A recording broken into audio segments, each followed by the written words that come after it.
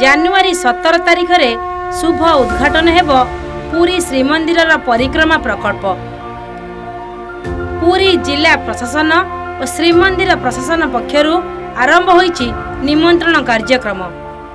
एही कार्यक्रम रे राज्य और राज्य बाहर आसिबे विभिन्न पीठरु श्रद्धालु। पुरी श्रीमंदिर आसिला डाकरा आसंता जानुआरी 17 तारिख रे हेबाकु थिबा श्रीमंदिर परिक्रमा प्रकल्पर भव्य प्रतिष्ठा पूजा और लोकार्पण उत्सव अवसर रे माधव मंदिर और सुदर्शन दारुपीठ को आसिला निमंत्रण पत्र। महाप्रभु निर्देश क्रमे श्रीमंदिर प्रशासन तरफरु 2 जण सेवायत और जड़े सरकारी कर्मचारी निमंत्रण पत्र घेनी आसीथिले। नियाली बजार स्थित नियाली तहसील पाखरे नियाली प्रशासन पक्षरु तहसीलदार और बीडीओ आगंतुक भव्य स्वागत संबर्धना करथिले। पर सेमाने माधव मंदिर और सुदर्शन दारुपीठ को जाइथिले।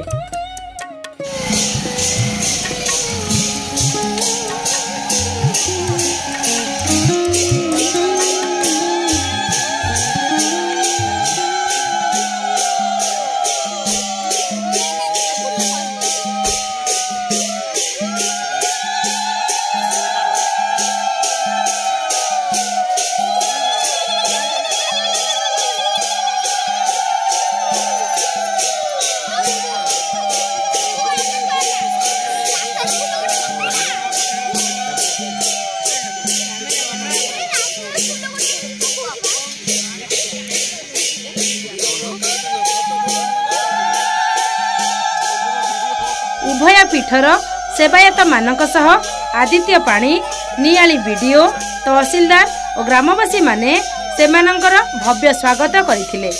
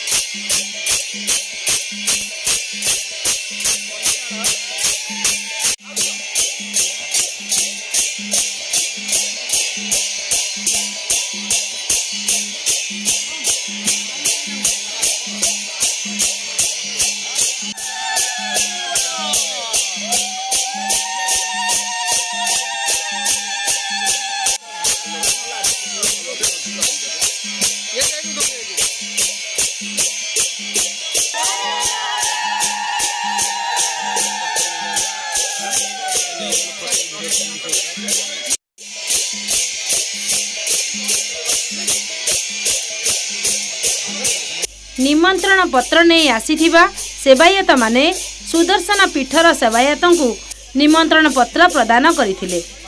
निमंत्रण पाई उपस्थित सेवायत और ग्रामवासी मध्य खुशीर लहरी खेली जाइथिला। परे सेमाने सेठारु माधवानंद मंदिर जाइथिले। माधवानंद मंदिर रे ठाकुर दर्शन करी निमंत्रण पत्र प्रदान करने सह प्रसाद सेवन करी पुरी फेरी जाइथिले।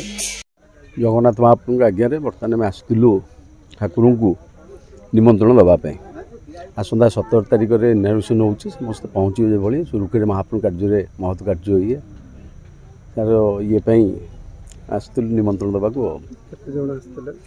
आम विभिन्न जगह ये ओडिशा ये भितर ओडिशा बाहर को भी जाइए गोटे टीम बर्तमान ये भुवनेश्वर किसी अच्छा काली कि भुवनेश्वर फ्लाइट धरवे सब फ्लाइट तो गोटे दिन जाइबनी अलग अलग फेज वाइज तो ये चलती नियाली आम 2 जन आसुँ आम अफसर जड़े अच्छा एडमिनिस्ट्रेशन निजर केमती आसले आपनकर केमती भव्य स्वागत कराला अति सुंदर स्वागत होई।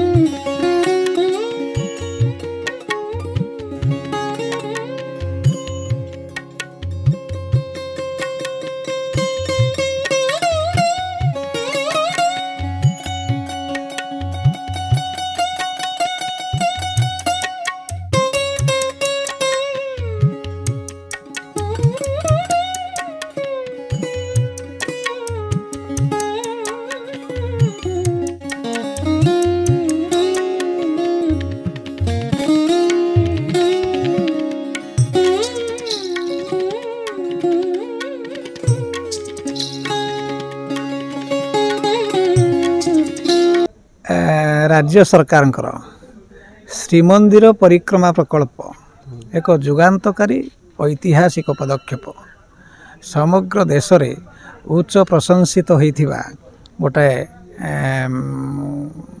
प्रकल्प सेठी कार्यकारी होछि। जनवरी 17 तारिख रे लोकार्पण हेबो एवं सेही कार्यक्रम को जगतरनाथ जगन्नाथ जहाँ को आमे लोकमुखरे माधवानंद जीव को पीठ श्री जगन्नाथ मामू घर बोली लोकमुखरे प्रचारित होइछि विश्वास हेउछि। आज से जगन्नाथ पीठर श्रीमंदिर प्रशासन द्वारा स्थिरीकृत सेवायत माने आज माधव आसीथिले। दुईटी कथा तांको गस्तर उद्देश्य थिला। प्रथम कथा हेउछि प्रत्येक दारुपीठ आम अंचल सौभाग्य आमे भाग्यवान एइथिपाई जे संजोग ए प्रकल्प माध्यम रे दुईटी कथा को घटुची। गोटे होउछि जगन्नाथ प्रकल्प उद्घाटन पाई कि आमे माधव ठाकुर को निमंत्रित होइछि श्री माधवानंद जीव को। आर पटे प्रत्येक दारुपीठ जोठी श्री जगन्नाथ बलभद्र सुदर्शन दारू जो करा जाए बाहर सुदर्शन का दारू एठू माधवरू पनिमाला पाखरू सुदर्शन का दारू ठाब करा जाइथिला एवं जाइथिला प्रत्येक दारूपीठ को मध्य निमंत्रण होईछि। आज सुदर्शन दारूपीठ भाव में पनिमाला को मध्य आसीथिले प्राधिकृत अधिकारी माने सेवायत माने एवं यही क्रम माधवानंद जीव मंदिर दर्शन माधवानंद जीव मंदिर को मध्य आज पूर्वाह्न निमंत्रण कराई जाइछि। तेणु ए आम अंचल एक गर्वर कथा गौरवर कथा भाग्यर कथा जे आम अंचल को आज श्रीमंदिर परिक्रमा प्रकल्प को आमंत्रण करा जाइछि। जड़े अंचलवासी हिसाब से मु अत्यंत खुशी गर्वित। आज श्री श्री माधवानंद जी पवित्र पीठ एक गौरवोज्वल दिवस एक ऐतिहासिक मुहूर्त एक अविस्मरणीय मुहूर्त महाप्रभु श्री जगन्नाथ परिक्रमा प्रकल्प शुभ उद्घाटन अवसर में जो होम यज्ञर आयोजन करा जाइछि तार निमंत्रण करने महाप्रभु सेवायत आसीचंती श्री श्री माधवानंद जी पवित्र पीठ को हिंद उत्कलीय संस्कृति परंपरा रीतिनीति अनुजाई मातुलालयर स्थान स्वतंत्र जेकोसी उत्सव अनुष्ठान संपादित हुए निज गृह तादे सर्वप्रथम मातुलालय को निमंत्रण करा जाए। विश्व नियंता परिक्रमा प्रकल्प शुभ उद्घाटन हम से केमी मामू को निमंत्रण नक रहीपारे मातुलालय को निमंत्रण नक केमी से शांति रहीपारे। तेणु महाप्रभु निर्देश में श्री श्री जगन्नाथ बलभद्र एवं माँ सुभद्रा निर्देश में तांकर सेवायत आसीचंती मातुलालय को श्री श्री माधवानंद जी पवित्र पीठ नियाली माधव होउची तांकर मामू घर विश्व नियंता मामू घर को आसीचंती निमंत्रण करने ये आम अति आनंदर मुहूर्त ये दिव्य अनुभव ये एक देख मामू भणजार दिव्य संपर्क से आउ एक स्वीकृतिर पर्व जोड़ी हो जाइए। तेणु मामू भणजा को आज उत्कलीय संस्कृति परंपरा ग्रहण कर